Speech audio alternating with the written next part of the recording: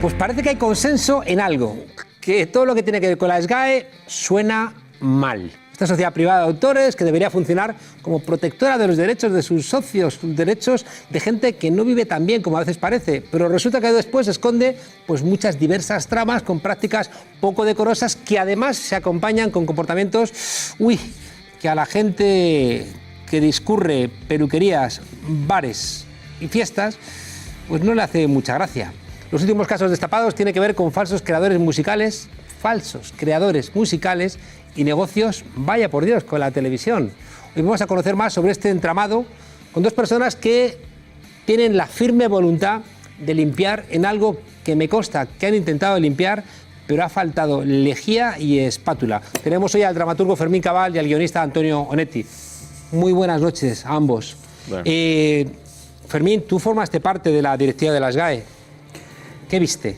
En las elecciones del 2012, después de la caída de Teddy Bautista, hubo un movimiento, yo creo que masivo, para intentar reconducir la SGAE en una dirección que rompiera con esas inercias del pasado, y a mí me nombraron vicepresidente. Antonio fue responsable de la fundación, es autor, se llamaba entonces, la Fundación SGAE actualmente, y los dos contribuimos en la Junta Directiva a luchar por ese proyecto que desgraciadamente pues se ha visto interrumpido también seguramente por muchas equivocaciones nuestras.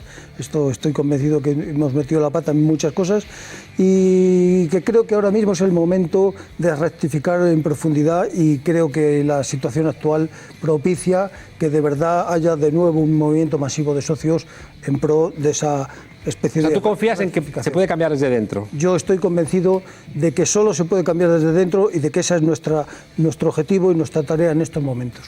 Antonio, hay una cosa que la verdad es que llevamos años hablando de ella, nos lo explican, y siempre que me lo han explicado con enorme escándalo, pero parece que no somos capaces de frenarlo.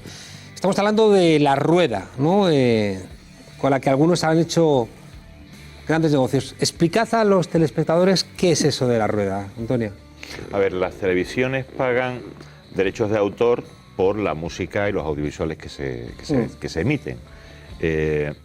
Pero si ellas construyen editoriales y se apropian de la música que ellas mismas emiten, obtienen un retorno de la... Ahí lo he entendido, derechos. como si alguien hace música concretamente para cualquier programa. Ajá. El problema es que a partir de ahí se ha establecido todo un sistema en el cual la audiencia no cuenta, y para que te hagas una idea, la franja nocturna de las 2 a las 6 de la mañana, en la que solo se pone música, produce más derechos de autor que el prime time.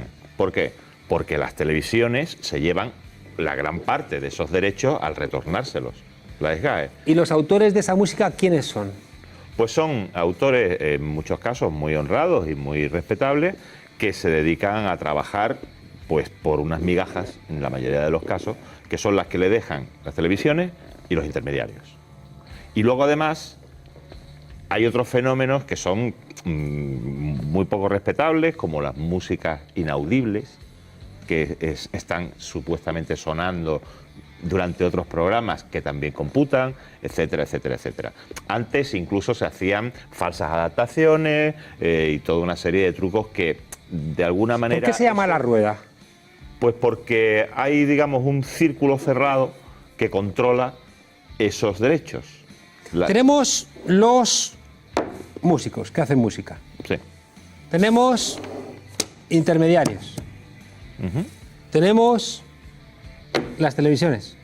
¿Faltan más actores? No. Entonces, falta la SGAE para recaudar primero y devolver después. La SGAE que recauda todo esto. Entonces la SGAE recauda a las televisiones. Y luego devuelve una parte a la propia televisión, porque al ser una editorial es la dueña de la música que se pone y por lo tanto recibe esos derechos. O sea que cuando las televisiones deciden qué música suena y qué música no suena, están haciendo el gran negocio. Cuando la música es suya, sí. Entonces, por eso mismo se ha hecho mucha música específica para esos programas. Para colocar ahí. Javier, Fermín. Sí, es que el punto es que la Sociedad General de Autores es de autores y editores. Entonces no tenemos que olvidar que los editores también son derechohabientes de la propiedad intelectual. ¿Qué es un editor? Un editor es la persona que pone en comunicación pública, y por eso tiene acceso al derecho de comunicación pública, la obra de las personas, creadores de la música. Como el agente. Un editor es como el agente del músico. No, un editor es un editor. O sea, que también edita esa música, la toca. Y en tiempos antaño tenía una labor muy importante porque era el que promocionaba la música, lanzaba nuevos talentos, los buscaba, facilitaba el acceso de los primeros pasos de los profesionales en ese mundo. Todo eso hoy ha desaparecido porque fíjate que el soporte mecánico, que es el que dio origen a eso, lo que es el disco, la casete, ese tipo de objetos que se comercializaban, hoy día ya es un mercado pues, que está en trance de desaparición.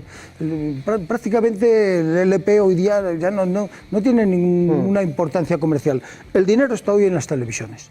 Y es ahí donde ha surgido una figura que a mí personalmente me parece borrosa desde un punto de vista jurídico, que es el editor de la televisión. Porque el editor de la televisión, ¿qué hace? Pone a disposición pública unas músicas que él ha contratado y por eso participa en el negocio con un 50% como mínimo del dinero que se recauda de propiedad intelectual.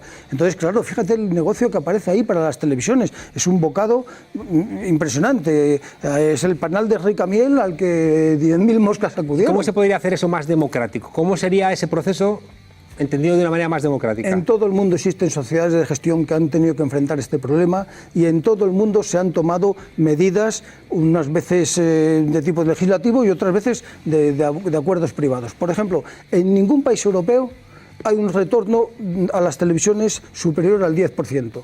En Francia, en algunos casos, admiten hasta el 12% en cuestiones puntuales. Cuando en España es el 50%. No, en España ha ido variando. Cuando empezó la rueda, en realidad el retorno era similar al francés. Empezó el negocio aproximándose un poco a esas figuras que ya existían en otros países. Lo que pasa es que Teddy, el gobierno de Teddy, la época de Teddy, permitió que eso se expandiera. Y luego nosotros, y tenemos que decirlo también porque es verdad, nos equivocamos cuando en el año 12 entramos y nos enfrentamos a este asunto de la rueda que desconocíamos, porque éramos casi todo gente que veníamos del mundo del teatro y del cine, pues nos enfrentamos con este negocio de los músicos, que era un negocio oculto, que se toleraba en la SGAE, pero que nadie lo explicaba, y bueno, tuvimos el valor de destaparlo y de enfrentarlo, pero también la equivocación de pensar que podíamos llegar a unos compromisos con las televisiones, cediéndoles, digamos, un mayor retorno, aumentando el retorno. Y eso, en lugar de acabar con la rueda, la multiplicó. Porque ¿cómo se podría el retorno aumentó el negocio? Te repito la pregunta, ¿cómo se podría hacer esto más democrático? ¿Cómo se podría parar lo que tenga de fraude todo esto? La Organización Mundial de la Propiedad Intelectual, la OMPI, que España forma parte porque ha suscrito los convenios de Berna sobre propiedad intelectual, ha hecho un informe sobre la situación de la rueda en España y ha aconsejado una serie de medidas. Y la Junta Directiva vigente, la que está ahora, en un momento dado de mucha presión social, donde el juez Ismael Moreno, creo que se llama, el juez instructor, ya se acudió a intervenir en este asunto, porque es un asunto que está en los tribunales, está en fase de instrucción. Bueno, en ese momento donde la gente de la rueda estaba presionada, aceptaron que la Organización Mundial de la Propiedad Intelectual hiciera un arbitraje.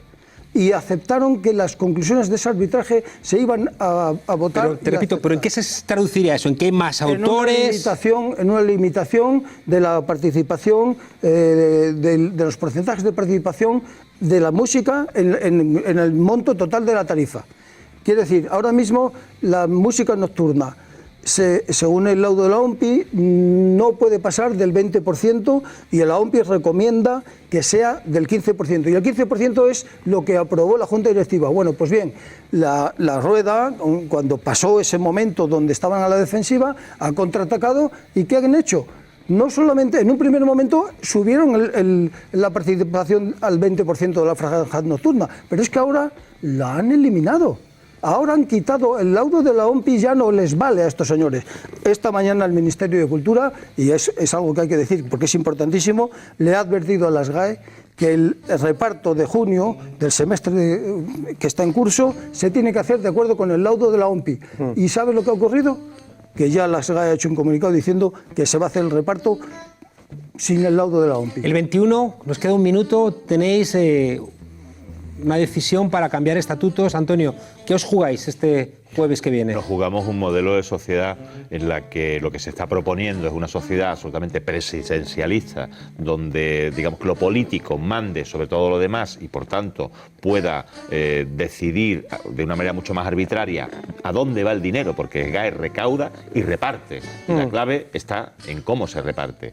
O una sociedad mucho más profesional, donde se rebaje el peso político y donde podamos tener unos profesionales que de verdad defiendan nuestros derechos por encima de intereses particulares. ¿Qué pueden hacer los afiliados a la SGAE este jueves para apoyar? No a todo lo que se le presenta. Es este jueves, vuestro llamamiento es votar que no a esto que sería de alguna manera mantener este comportamiento elitista y que no beneficia al conjunto de los a la gestión autores. que se está desarrollando por parte del presidente, no a las cuentas que se nos están presentando y no a la propuesta de estatutos que van a llevarnos a una sociedad absolutamente presidencialista.